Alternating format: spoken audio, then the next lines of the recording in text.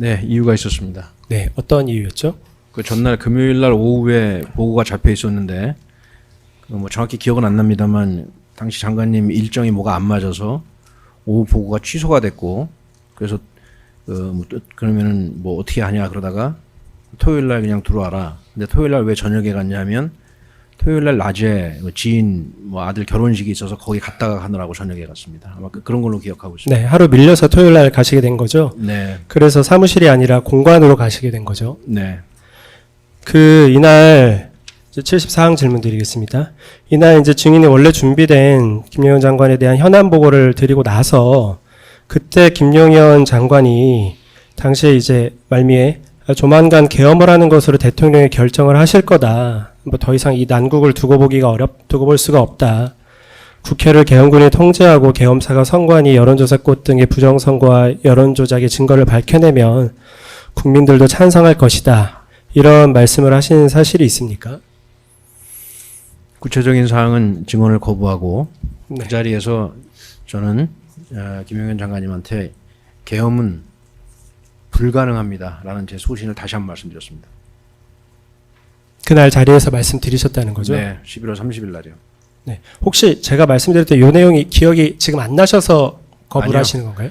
제 형사 사건과 관련돼 있기 때문에 증언을 거부하는 겁니다. 네. 그럼 어쨌건 장관이 계엄에 관한 말을 했고 거기에 대해서 어쨌건 증인이 지금 반대한다는 말씀을 다시 한번 하셨다 이런 말씀이신가요? 제가 증언하는 것은 제가 계엄에 이 대한민국 국군이 앞서 계속 말씀드린 것처럼 전시도 그러할진데 평시는 말할 것도 없이 계엄을 시행하는 것 자체가 불가능에 가까울 정도로 훈련도 안 돼 있고 계획도 없고 준비도 안 돼 있고 그걸 일관되게 제 소신대로 말씀드렸다 이렇게 말씀드리겠습니다. 네. 제가 사실 질문 드리는 거는 다 증인이 군검찰 조사 당시에 말씀드렸던 워딩을 제가 질문을 드리는 건데요. 저 당시에 김용현이 나라를 바로잡기 위해서는 대통령이 헌법상 가지고 있는 비상조치권, 계엄 같은 거를 이제는 할 수밖에 없다. 조만간 계엄을 할 수도 있다. 계엄령을 발령해서 국회를 확보하고 선관위의 전산자료를 확보해서 부정선거의 증거를 착고해야 한다. 이것은 대통령이 가지고 있는 헌법상 비상대권의 일환이고 국군 통수권자인 대통령이 하시는 일이니 전혀 문제가 없다. 이런 취지의 발언을 김용현 장관이 한 사실이 있습니까? 증언 거부하겠습니다. 75항입니다. 증인은 당시에 김용현 장관의 발언을 들었을 때 이거 조만간 계엄이 할 수 있겠는데 임박했다. 이런 느낌을 받지는 않았습니까? 증언 거부하겠습니다. 76항입니다. 이날 국방부 장관 공관을 방문하였을 때 공관에 노사원이 있었습니까? 마찬가지로 증언 거부하겠습니다. 당시에 노사원과 직접 대화하신 사실이 있습니까? 증언 거부하겠습니다. 노사원이 뭘 하고 있었는지 목격하신 사실이 있습니까? 증언 거부하겠습니다. 네. 그것은 제 형사재판에서 제가 충분히 소명할 겁니다. 다음은 2024년 11월 30일 대통령 관저에 대해서 질문 드리겠습니다. 77항입니다. 증인은 김용현에게 보고를 마친 뒤에 김용현과 함께 대통령 관저로 이동해서 피고인을 만난 사실이 있습니까?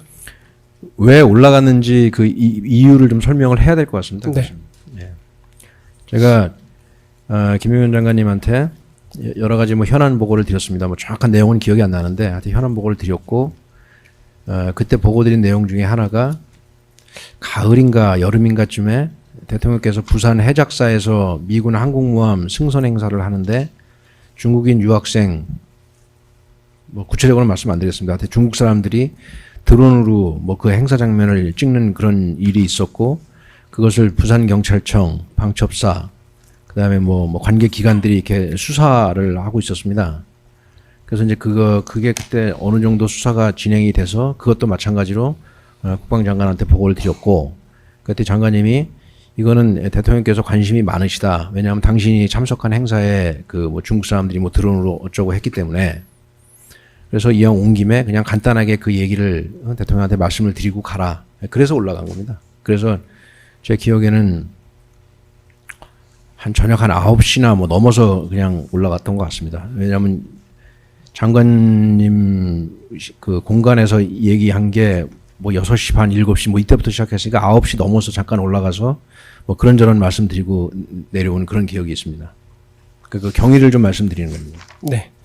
그런 내용으로 보고를 하러 올라갔을 때 피고인이 이제 국무위원과 감사원장 등의 탄핵을 추진하고 대통령이 추진하려는 사업의 예산을 삭감하는 당시 야당을 비판하면서 내가 어떻게 해야 할지 모르겠다. 헌법상 비상조치권, 비상대권을 써야 이 난국을 해결할 수 있다.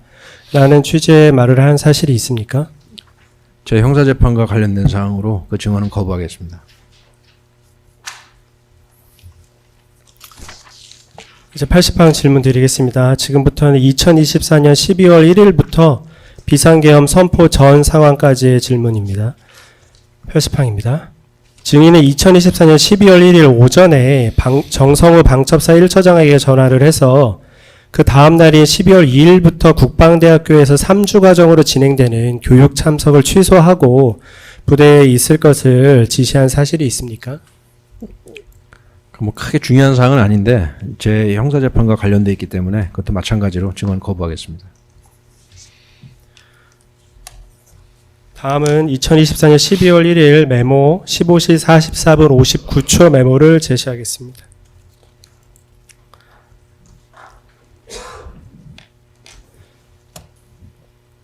(81항입니다) 위 메모 내용은 제가 조금 이따 다시 좀 질문 드리겠지만 이 메모 내용을 전반적으로 보면 계엄이 실제 선포될 걸로 예상을 해서 방첩사가 수행해야 할 임무를 메모로 정리한 걸로 보이는데 어떻습니까?